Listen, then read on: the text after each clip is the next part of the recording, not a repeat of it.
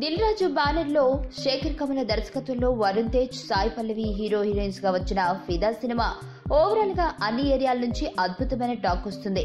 ముఖ్యంగా ఓవర్సీస్ లో ఫిదాకు ప్రేక్షకులు ఫిదా అయిపోయారు.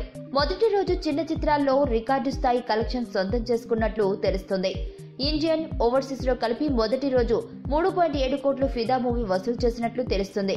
ఫిదా సినిమాతో తెలుగులో ఎంట్రీ ఇచ్చిన సాయి పల్లవి ప్రేక్షకులకు పక్కింటి అమ్మాయి ఫీలింగ్ తెచ్చేశాయి. తెలుగులో సొంతంగానే డబ్బింగ్ చెప్పుకుని తన సహజ నటనతో మంత్రముగ్ధులను చేసింది.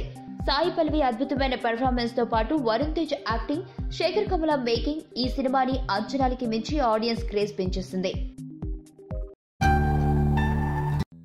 ఏరా హ్యాక్ చేసావా? లేదు. ఏ ఇంతకీ మీరెవరు? గుర్తుపట్టలేదా? నేను సిద్ధు.